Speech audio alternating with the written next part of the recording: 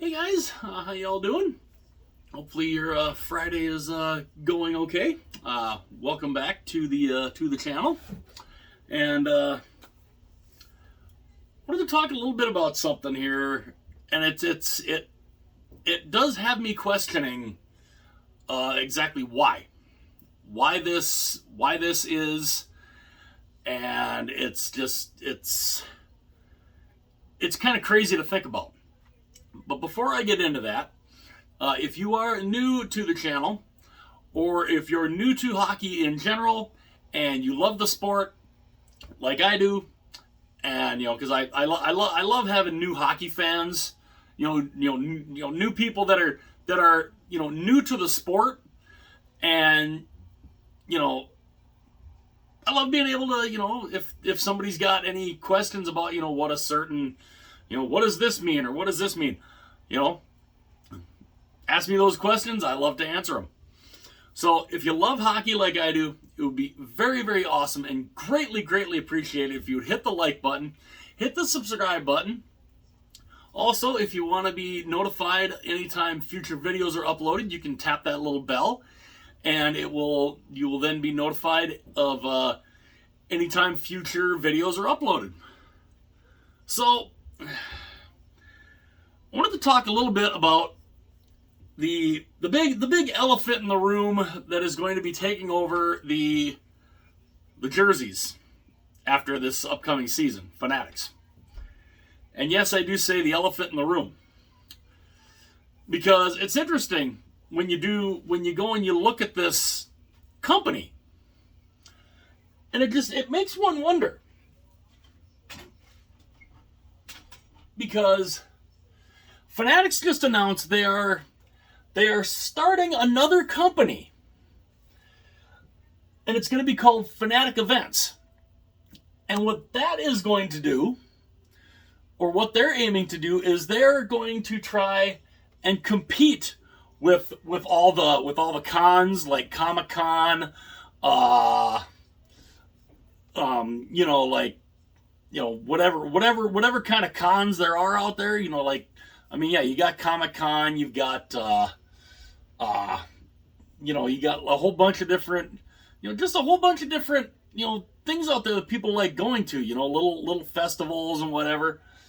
And I know Comic-Con is one of the biggest ones. Well, they're going to try to compete with all the cons. They're also going to try and compete with the National Sports Collectors Convention. And of course, the company is majority owned by Fanatics. IMG is going to be a minority partner. Now, Fanatics already manufactures basically all the other sport. They manufacture Major League Baseball. They manufacture the NBA. They manufacture the NFL. Now, mind you, they all had. Now, see, some people would look at that and be like, "Well, wouldn't they be manufactured by Nike because they have the Nike logo on them?" No, they are manufactured by Fanatics. They just put the Nike logo on there. Nike doesn't produce anything. It's all Fanatics.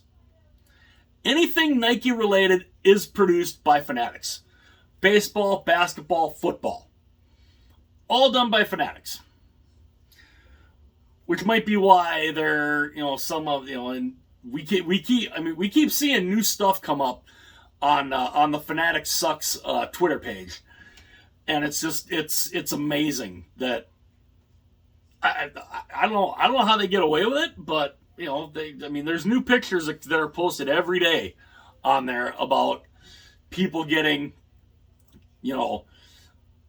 just shoddy merchandise. You go and you get a t-shirt, you run it through the wash one time and it's already peeled off. It's like, do you not know how to screen print? Do you not know how to do the sublimation print? Do you not know how when you put the logo on the square piece there, you put it down there and you shut the thing down, you don't know that there's a way to not leave the square around it? It's just it's weird. The way they do them is horrible. And we see just, how cheap that a lot of these jerseys look like. I mean, Major League Baseball, I've seen the Minnesota Twins. Minnesota Twins have some halfway decent looking jerseys, but look at the numbers. The numbers are all screen printed. They're just, it's like there's no embroidery, there's no tackle twill in there. It's just it's awful. It looks cheap, and it looks like garbage. But so they produce all of those, even though they have the Nike logo. They are produced by Fanatics. Fanatics also makes the NHL breakaway jersey, because when Fanatics started taking over the NHL, took over the site, took over all of that stuff, and they then started trying to make hockey jerseys. Well, the jerseys look like crap. Number one, the Fanatics jerseys are, they're just, to me, they're junk, just junk. And it's just, and some people like to wear them because, the material is not bad, but the logos are made just horribly. Well, Fanatics, after this next upcoming season, they are going to be taking over the NHL jersey manufacturing. All of it. Nobody is thinking that they're going to do well. I don't have a whole lot of hope for them. But, again, I want to be proven wrong. But they just... I don't know. They also recently took over the WWE, all the WWE stuff. So instead of WWE running their own website and merchandise store like they have for years and have gotten good quality stuff, they're all Fanatics now. Same as lids, and I've already seen some people, they've gotten some WWE stuff, and they're already starting to complain about the quality of that, because it's not the, shirts coming apart, the design on the front, just mysteriously peeling off, one wash and it's ruined. And, we noticed too, when Fanatics took over lids, I used to love lids. I got so many hats from lids before Fanatics took them over, and they were fantastic. They had good deals. If you were a Lids reward member, you could get X amount off, or X amount of percentage off, different things. Well, then Fanatics took it over, and all that went away. And Fanatics basically, one cool thing at least, Fanatics, it doesn't seem like Fanatics, at least for the NFL and the NBA, the hats are at least still made by New Era. The hats there for those leagues haven't been ruined yet. We'll have to see what baseball's is this year. I don't think Fanatics does. I think Fanatics might do the no, I don't think Fanatics does the... I don't think they do any of the... they do the jerseys, but I don't think they do the shirts or the hats for baseball, basketball, or football. I could be wrong on that, because I haven't gotten any of the championship stuff from like football, basketball, or baseball.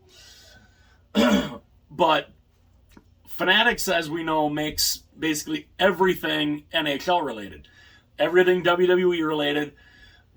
They took over lids. You go any sports site that you go into, no matter what you look at, you're on a Fanatics site.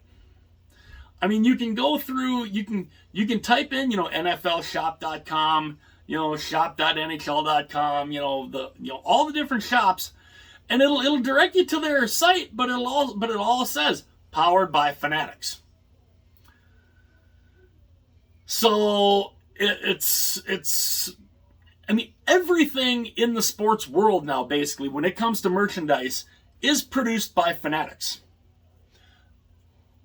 Now, what I question, and I know the guys at the Fanatics Sucks Twitter page have questioned this also, especially now that they're making another new company to compete with other, with other collectors and Comic Cons and whatever else. How are they not a monopoly? How is it that they are not classified as a monopoly? They run everything sports related. Everything. They have taken over everything in the sports world. All the merchandise. You almost can't get any piece of merchandise from any of the four major sports or WWE that doesn't have that stupid Fanatics logo on it. How are they not considered a monopoly? And it's interesting because, you look at the Federal Trade Commission and all that, they're supposed to look at stuff like that. Monopolies are not supposed to be a thing, Well, how is it that Fanatics is not considered a monopoly? I mean, is the FTC just that slow? I mean, it is the government, so you never know. They might be that slow. They also might be that incompetent because, like I said, it is the government.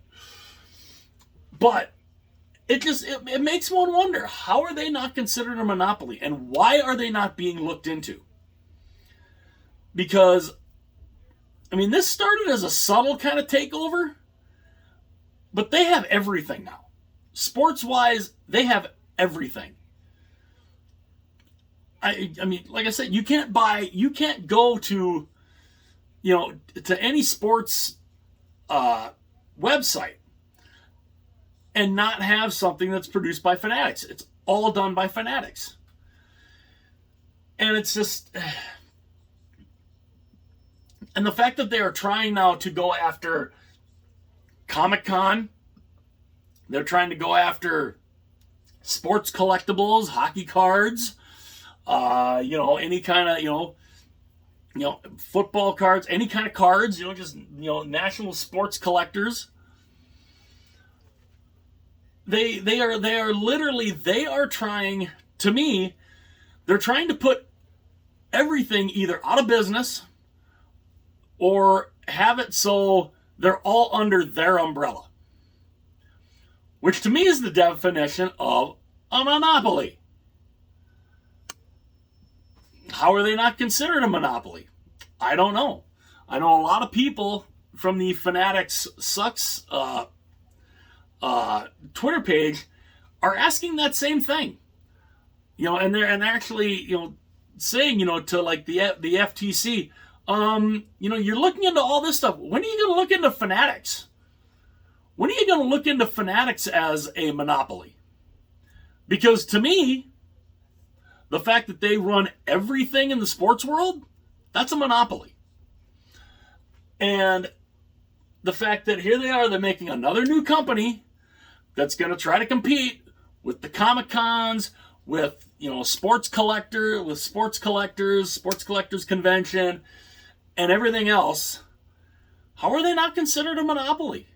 I don't get it. To me, it's a monopoly.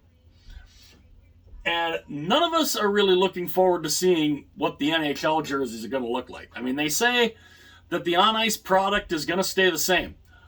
Okay. It's not the on-ice product we worry about. It's these. This, of course, is an Adidas. You think Fanatics can do this kind of quality? I don't have a lot of hope. Like I said, I want to be proven wrong, but I'd love if this got looked into, though. They need to be looked into because this is a monopoly. They have monopolized the entire sports world. From a merchandise standpoint, they run everything. Everything goes through them.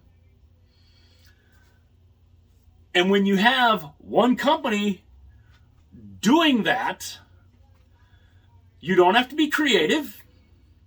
You don't have to have any kind of imagination. You can charge basically whatever price you want, because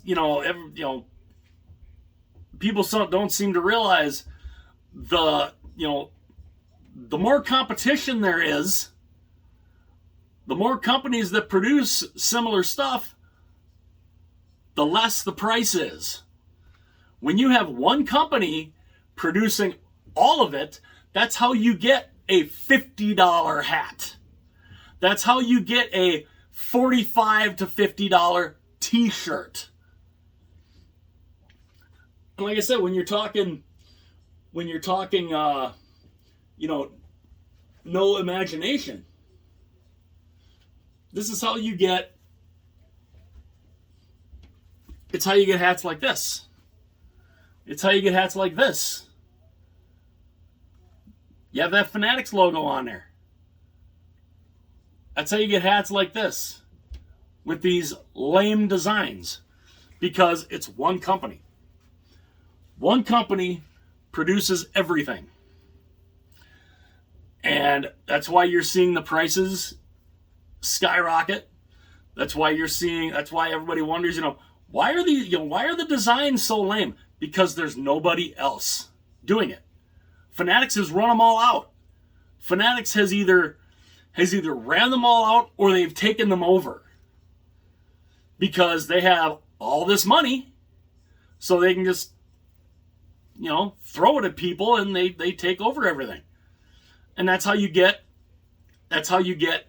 products that are so bad. That's how you get t-shirts where after one wash the design basically washes away. It's how you get some jerseys. You get a jersey in the mail and the logo's peeling off. That's how you get a t-shirt or a hat with like a New York Islanders t-shirt with a New York Rangers logo. Or one that I saw,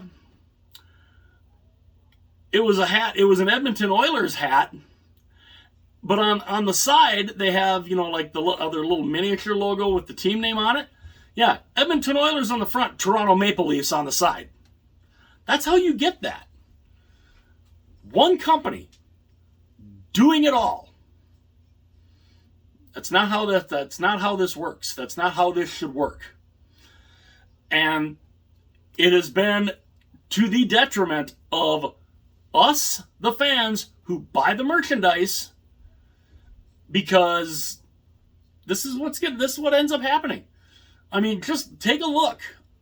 Just go onto Twitter and look at the Fanatics Sucks Twitter page and scroll through them.